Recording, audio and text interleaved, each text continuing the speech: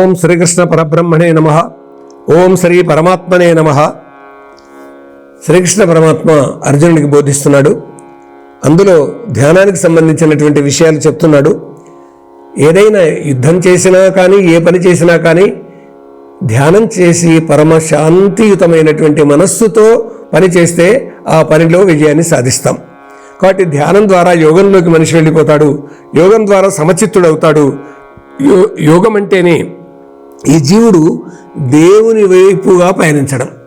అందువల్ల తాను ధ్యానమైన యోగమైన నిలవాలంటే ఏదైనా కానీ అతి చేయరాదు, మితమే ఉండాలి.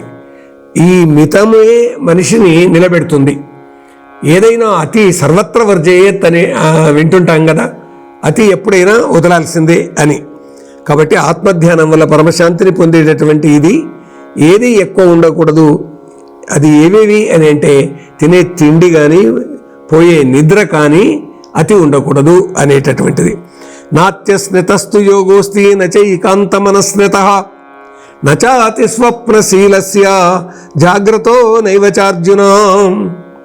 బాగా తిన్నా తినక ఉన్నా పండుకున్నా పండకున్నా ఏది ఎక్కువ ఉన్నా కానీ యోగం అందదు సుమ్ము పార్థ. బాగా భోజనం చేస్తే ఏమవుతుంది? నిద్ర వస్తుంది.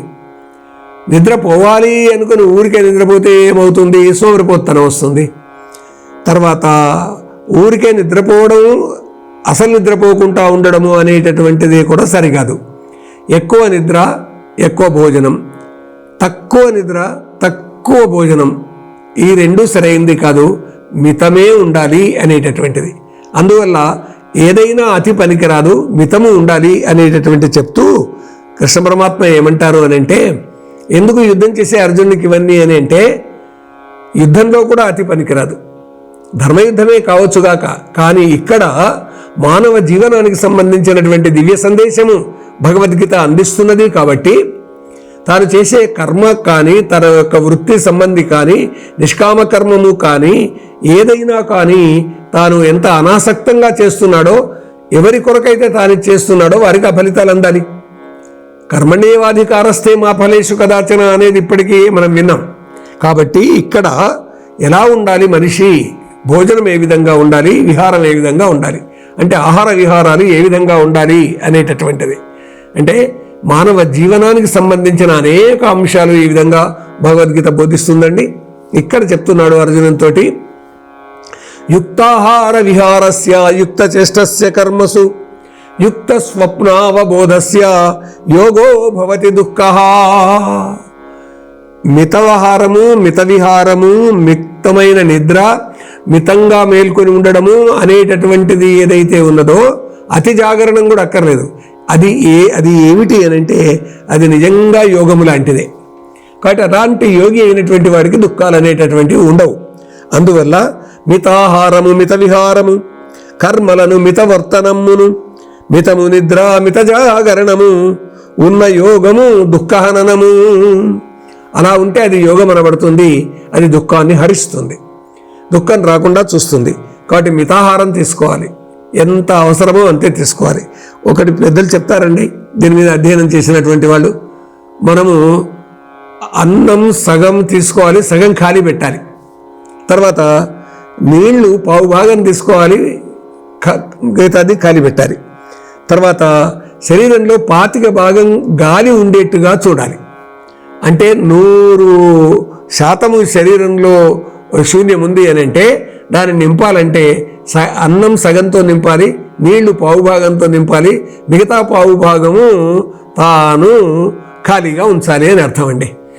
అంటే ఇది యోగ శాస్త్రజ్ఞులు, ఆ తర్వాత వైద్యులు, మానవ శరీరం మీద అధ్యయనం చేసినటువంటి పెద్దలు చెప్పినటువంటి విషయం.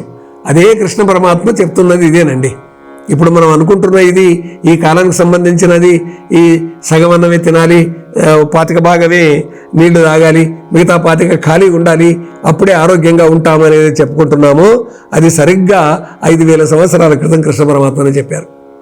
మితాహారము అంటే యుక్తాహార విహారస్య యుక్త చేష్టస్య కర్మసు యుక్త స్వప్నావబోధస్య యోగో భవతి దుఃఖః. మితాహారము, మిత విహారము, విహారంలో కూడా మితం ఉండాలి. తాను ఆహారంలో మితమున్నా విహారంలో ఇష్టం వచ్చినట్టు అక్కడ ఇక్కడ తిరుగుతాను అని అంటే అక్కడ ఇక్కడ తిరగడం అనేటటువంటిది కూడా మితంగా ఉండాలి. దేనికైనా మితమే హితం అనే అనుకుంటే చాలండి. తర్వాత కర్మలను మితవర్తనము, పని చేసేటప్పుడు కూడా ఎంత చేయాలో అంతే చేయాలి. ఎంత పని చేస్తున్నాడు రా, జానపదులు అంటారు బొక్కలుగా పని చేస్తున్నాడు అని. ఈ ఎముకలు ఇరిగేట్టుగా పని చేయాల్సిన అవసరం లేదండి. ఎంత శరీరాన్ని ఎంత అలిస్తే బాగుంటుందో శరీరం అంత మాత్రమే అలవాలి. అంతకు మించి కింద పడేట్టుగా బొక్కబోర్లా పడేటట్టుగా మళ్ళా పడి లేవరానికి వీలుగా అన్నటువంటి స్థితిలో ఉండేట్టుగా ఉండకూడదండి. అందువల్ల మితాహారము మిత విహారము కర్మలను మిత వర్తనమును, నిద్రలో కూడా మితం ఉండాలి. ఊరికే కుంభకర్ణంలాగా నిద్రపోవద్దండి. తర్వాత మిత జాగరణము, ఎప్పుడూ మేల్కొనే ఉండకూడదండి. కాబట్టి ఇవన్నింటిని దృష్టిలో పెట్టుకుంటే అది ఏమవుతుంది, మితంగా వ్యవహరిస్తే జీవితం అది యోగం అవుతుంది. అంటే యోగ మానవుడు అవుతాడు, యోగ పురుషుడు అవుతాడు. దానివల్ల ఏమవుతుంది, దుఃఖహరణం అవుతుంది. కాబట్టి దుఃఖం అనేటటువంటి దగ్గరికే రాదు. అందువల్ల మితాహారంతో మిత విహారంతో కర్మల్లో కూడా మితవర్తనంతో ఎప్పుడైతే మనం జీవిస్తామో మనిషి దగ్గరికి దుఃఖము కష్టము అనేటటువంటిది రాదు. మనం ఒక ఆలోచన చేస్తే తెలుస్తుంది. దీపం ఉంది, దీపం ఒత్తి ఉంటుంది. ఇప్పుడు ఉండేటువంటి బల్బుల సంగతి కాదు. ఆ ఒత్తిని రాత్రి కూడా పెద్దగా చేసామనుకోండి, అది బాగా తొందరగా కాలిపోతుంది. తొందరగా కాలడమే కాదు, మసి వస్తుంది, ఆ పొగ వస్తుంది, ఇల్లంతా వ్యాపిస్తుంది. అంతేకాదు నూనె తొందరగా అయిపోతుంది, దాంతో ఒత్తి కాలిపోతుంది, ఇంటి నిండా పొగ వ్యాపిస్తుంది. అదే ఒకవేళ ఎంత కొద్దిగా చిన్న దీపం పెట్టి ఉన్నట్టయితే తెల్లవారులు ఉండేది మనకు ఉపయోగపడేది. అంటే మితమే హితం, అమితం అనేటటువంటిది అహితం అనేది గుర్తించినట్టయితే ఈ ఉదాహరణ చాలండి. కాబట్టి అందుకే చెప్తారనమాట, పుష్టి మనిషికి పురోగమనం అని అంటాడు. శుష్కించేటటువంటి శరీరంలో శుష్కమైన ఆలోచనలే వస్తాయి, పుష్టి మనిషికి పురోగమనం అంటాడు గౌతమ బుద్ధుడు కూడా. ఆయన తపస్సు చేసి శరీరాన్ని శుష్కించి దాని ద్వారా తాను పొందాలనుకున్నటువంటి ఏ ఫలితాలు అయితే ఉన్నాయో ఆ ఫలితాలు రాకపోయేసరికి తాను శుష్కదేహంలో శుష్కమైనటువంటి ఆలోచనలే వస్తాయని, ఆ శుష్కమైనటువంటి ఆలోచనలను వదిలేసి తాను ఆహారం తీసుకొని సమ్యక్ సంబుద్ధుడయ్యాడండి.